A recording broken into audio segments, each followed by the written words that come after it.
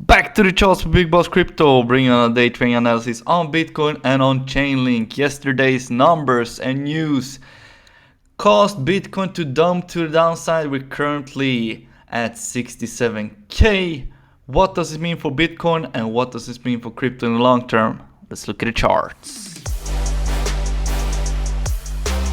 So as you can see, red numbers all across the board.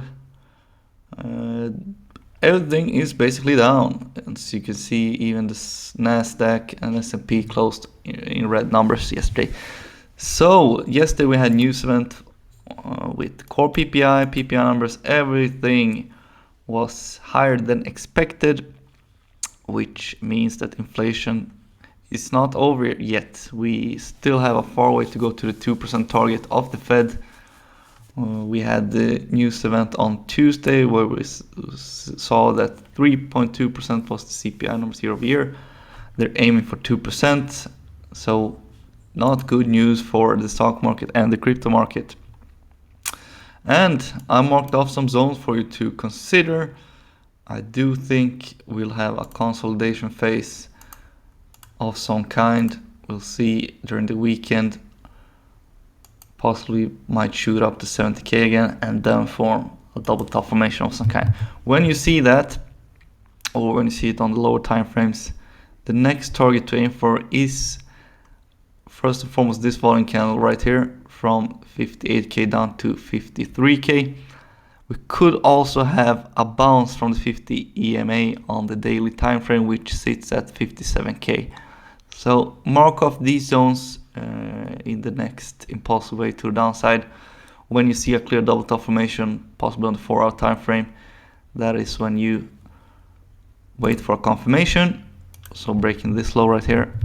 If this is the low, we haven't closed this candle yet. So 65k, a break of that double top formation could aim for at least 57k in the next impulsive move to downside, which is kind of a big move. If you're day trading, use small leverage, not financial advice, but trade safely. This is just for education and entertainment purpose only. As you can see, that's a 12% move, which is huge if you use the right amount of risk management. And today we don't have a lot of news coming out. Next week is kind of a big week because we have the federal funds rate. They're obviously not gonna lower the interest rates at this meeting. It would be a huge shock and it will rock the market if they did that. So I don't think they're gonna do that in this meeting. Possibly they're gonna do it in May. May 1st is the next meeting. Possibly then we'll have to see. Otherwise, I do think they could lower it in June. So wait for that. I do think we're gonna have a shocking move on Monday and Tuesday, preparing for the federal funds rate and FOMC press conference.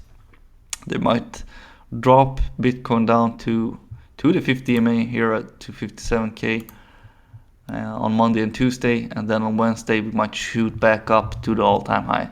You just have to wait and see before we get the confirmation of what's about to happen.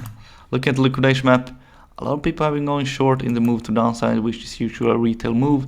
So a lot of liquidation points at 72k. We have them at 73k as well. To downside, not many people going long in this move. Everybody's shocked. So yeah, make of this what you want. You can see a double bottom formation in price possibly forming on the lower time frames. So make of this what you want. Now let's take a look at Chainlink. So Chainlink moving sideways, kind of like a stable coin. No, but jokes aside, Chainlink is moving very nicely. It's a typical bull run move to the upside. We have large markup phase, as you can see from the bottom here. Bit of consolidation, not huge drops to the downside. Then we have a huge run up, big consolidation move sideways, huge run up, and then consolidation, and then we're gonna see the next move to the upside. So this is what we like to see in investing. Stable moves to the sideways, and then huge pumps to the upside, sideways, huge pumps to the upside.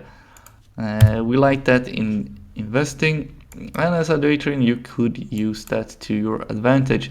So currently we're seeing Chainlink moving inside of a range. So from, sorry that it's red, but from $17 to $22, we're in this range. We haven't broken out of it. So you just trade it. So we're currently moving towards the lower band of the range. So around $17. You could technically go long, not financial advice. Have stop losses set possibly in this volume candle down here to $16. And then you could ride up to the upside, taking profits around $21, $22. Similar to what we did for over a year down here.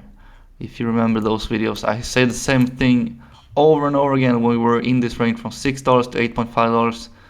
Go long at 6, take profits at 8, 8.5, go short at 8, $8.5, right down to 6. If you did that, you could have been very rich. So similar thing is going on when Chainlink is moving sideways. So you could take that to your advantage, wait for price to drop to, let's say, $17.5, place your long orders in that zone, have stop loss pretty tight, possibly down to $16, not financial advice, but this is theoretically what you could do, and wait for it to ride up to $20, $22, $22.5 if you're really greedy, but take profits around $21.5 to $22 and go short from that point. Have your stop loss set possibly at $24 so you don't lose a lot of money. That is what you could do, not financial advice, but that's something I'm looking at. In the bigger picture, we have a volume count down to $15.5, starting from $17. Break that, we could go down and visit $11 again. Would be very bullish if we dropped even further down to $8.5. Clear these open orders in the zone from $9 to $7. Break that. It's not very good, but if we tap into that zone, which we accumulated from shaking off all the retail traders, and then we could start the golden bull run to the upside, going into possibly 3 digits in the next phase. But we're day traders here, so we don't speculate on that. We just look for the next move, and the next move is, as I've been telling you in this video, you could trade in range. You could also trade the next volume candle, which sits at $15. That's it for today. I hope you learned something. Big Boss out.